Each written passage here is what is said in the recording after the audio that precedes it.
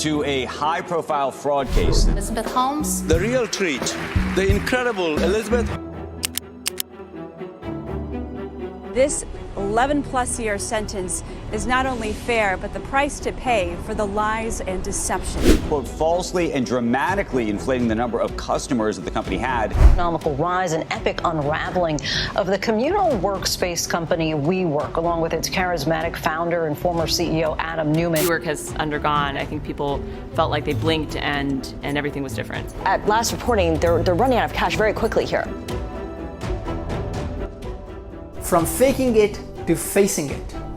If I were to tell you that in the last 3 years there has been a paradigm shift in Silicon Valley that has completely changed the playbook for founders, you might not believe me. But that's exactly what has happened. We're entering into the new age from faking it to facing it in Silicon Valley. Gone are the days when investors turned a blind eye to the flashy promises and exaggerated claims of entrepreneurs. It seems that the era of unchecked unicorn fantasies and empty promises might be coming to an end. In this video, we will first explore how Theranos and Frank, two high-profile cases, became synonymous with scamming investors, consumers, and even American institutions. The jail time both founders are currently facing.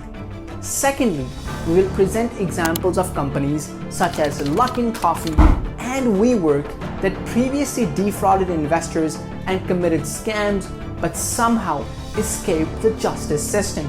Thirdly, we will explore what principles in specific make fake it till you make it so common among the startup founders.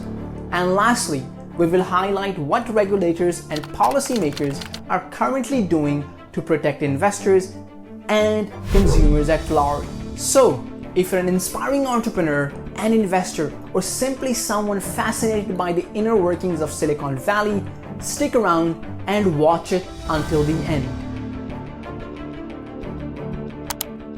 Let's start with Theranos, a company that changed the paradigm from faking it to facing it. Theranos, led by Elizabeth Holmes and Sunny Balwani, claimed to have developed groundbreaking technology for blood testing with only drop of a blood in 2014. However, none of their results were accurate, but they lied to doctors and patients about the accuracy and the reliability of their tests, leading to serious consequences for those involved. In January 2022, Elizabeth Holmes was sentenced to 11 years and 3 months on criminal charges to defraud investors, patients, and doctors. This was a massive shift in Silicon Valley that sent a clear message to founders that their exaggerated promises and deceit will now have consequences. After Elizabeth Holmes' guilty verdict, Sunny Balwani, the right hand of Elizabeth Holmes, was equally sentenced to 12 years and 11 months for defrauding patients and investors. It is important to note that a criminal indictment against Theranos and a guilty verdict by the jury sets a new reality for founders who push the boundaries of fake it till you make it. Another example of a company facing justice is Frank, a company that helped students file financial aid applications for colleges and universities. The CEO of Frank, Charlie Javice, claimed Frank had 4.25 million users, while the actual number was less than 300,000.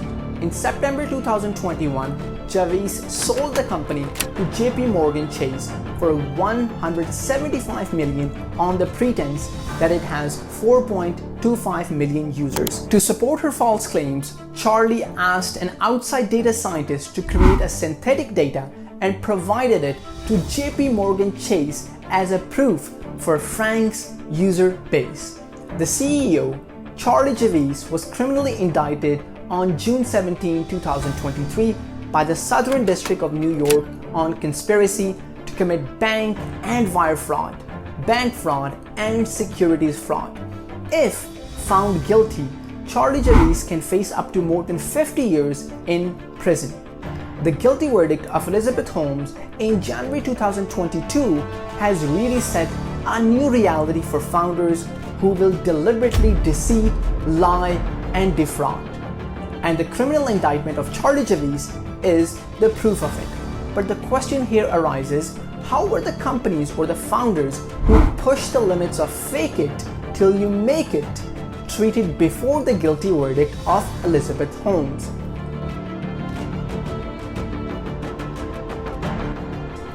The simple answer to that is very different. Take the example of Luckin Coffee, a retail coffee place like Starbucks, which had 5,000 stores across the world. It was involved in an accounting fraud in 2019. The chief operating officer of Luckin fabricated about $310 million in sales in an attempt to inflate the share prices. The company settled a class action claim for $175 million and paid $180 million in fine to the US Securities Exchange Commission. In comparison to Theranos and Frank, Luckin only received a slap on the wrist. There was no criminal indictment against the chief operating officer of Luckin, and surprisingly, during the time Luckin paid its fine, it was able to raise $864 million from both equity and debt investors. Another example of getting away is WeWork, which provides co-working spaces and offices to companies across the world. The co-founder and CEO, Adam Neumann, explicitly misrepresented the company and categorized it as a tech giant to investors. Neumann raised more than $10 billion only from SoftBank, which helped him to value the company at $47 billion in 2019. But the misrepresentation, lies, and discrepancy could only go so far. WeWork was nothing but a real estate company that subleases offices, and as a result, its valuation came crashing down to less than $8 billion when the company went public. The private investors forced Neumann to resign in 2019, and he received an exit package of $1.7 billion for serving the ties with WeWork.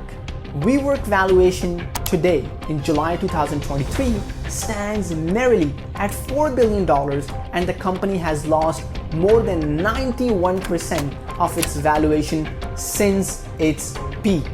There was no civil or class action lawsuit against Adam Neumann or WeWork from the private investors for misrepresentation or deception.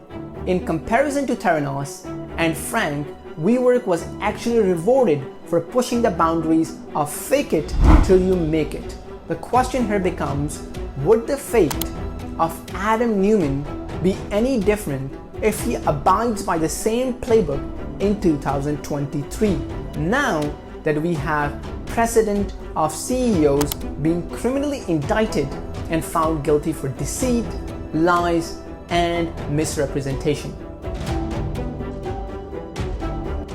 Now, let's explore what cultural aspects in the first place encourage founders to adapt the principles of fake it till you make it in the startup world. In the startup world, there is an inherent regard and respect for people who truly seek to break the old ways of doing things. Founders who are willing to take big risks, have a contrarian thinking, are not bothered by the setbacks, are admired. Take the example of Adam Neumann. His vision was to rethink the nature of work itself. Elizabeth Holmes sought to completely change the trajectory of diagnostic technology with drop of one blood.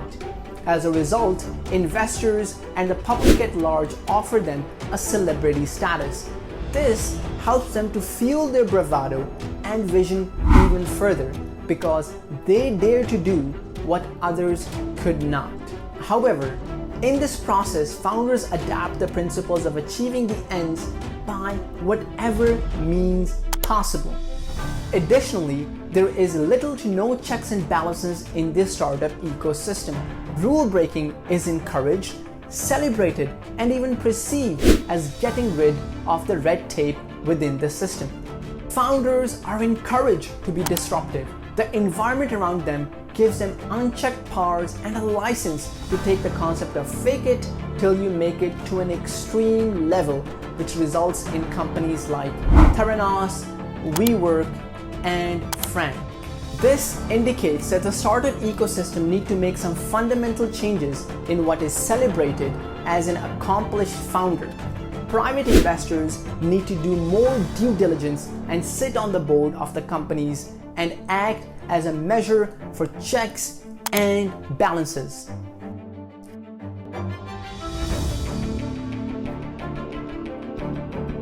Lastly, regulators play a critical role in protecting consumers. The deliberate efforts by the Justice Department to criminally indict founders of Theranos and Frank act as a significant deterrence for future founders who plan on just scamming and defrauding consumers and investors.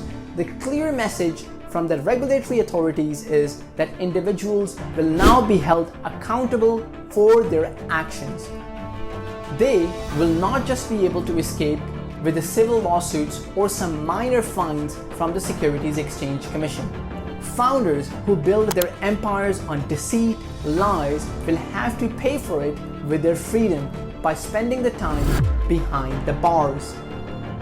This paradigm shift from faking it to facing it is a positive step for the public at large that has advocated for strict regulations, enhanced oversight, and strong deterrence, ensuring that a system is robust, protects the integrity of our financial system, restores faith in the corporate world, and fosters an environment where honesty and transparency prevails. Only then we can build a future where scams are no longer profitable ventures, but rather tales of caution and vigilance. What other actions do you think policymakers need to take in order to ensure that the consumer and public at large are protected? Write them below in the comments so that the community at large can benefit.